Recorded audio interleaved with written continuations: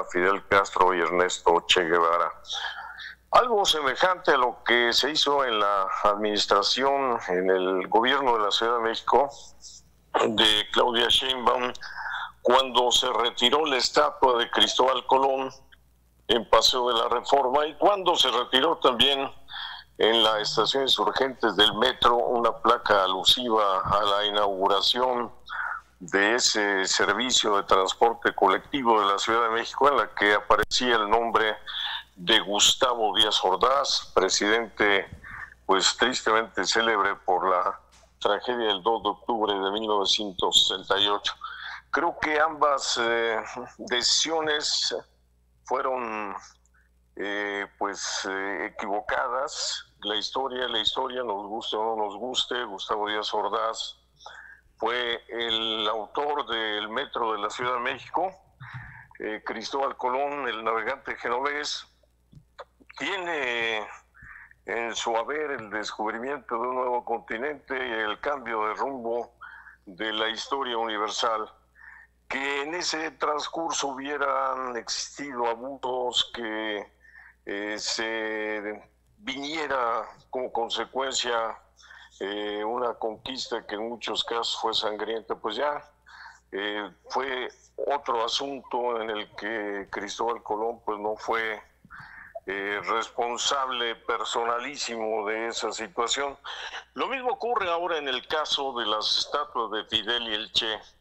Ellos, perseguidos por la dictadura, Fidel el general Batista en Cuba, fue exiliado a México después de haber estado preso, después de haber asaltado con un grupo de revolucionarios, de jóvenes idealistas, el cuartel Moncada en Santiago de Cuba.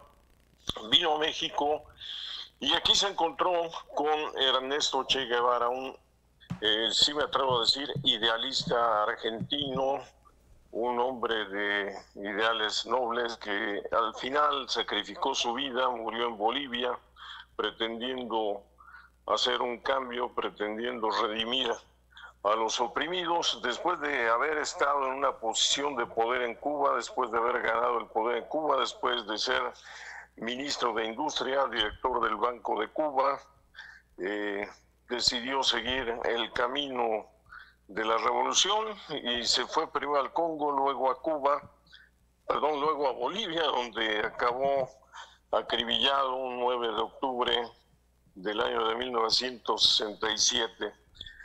Un hecho que sin duda también marcó parte de la historia de este continente, el encuentro entre Fidel y el Che en la colonia tabacalera de la Ciudad de México, también fue borrado de la historia. Esto recuerda mucho a lo que José Stalin hizo en la Unión Soviética, sabiendo que León Trotsky fue uno de los autores de la Revolución de Octubre junto con Vladimir Ilich Lenin. Al final, en esa lucha por el poder, Trotsky fue borrado prácticamente de la historia. En la época de José Stalin fue eliminado inclusive de las fotografías. Y bueno, pues estos acontecimientos que señalo, tanto el retiro de la estatua de Colón, el retiro de la placa de la inauguración del metro y ahora el retiro de 2 esculturas en la colonia tabacalera, pues tienen el mismo sello que la extinción de la historia de la Unión Soviética, de la figura de León Trotsky. Al final, pues es no reconocer que ese pasado existió y que nos guste o no nos guste, nunca podrá ocultarse. Qué interesante, mi estimado Arturo, tu participación de hoy. Muchas gracias, amigo, con este tema tan mediático en los últimos días. Gracias por esa colaboración, ese análisis, y si te parece bien nos estamos comunicando la próxima semana. Así lo haremos, mi querido Adán. Muchas gracias, Arturo. Un abrazo. Muy buenos días. Buenos días. Ahí tiene la opinión de Arturo Herrera Cornejo. Y en más información le presentamos este trabajo especial que ha realizado nuestro compañero Ricardo Sánchez sobre el Festival de las Aves, que se va a realizar del 17 al 19 de septiembre para sobre todo los amantes de la naturaleza.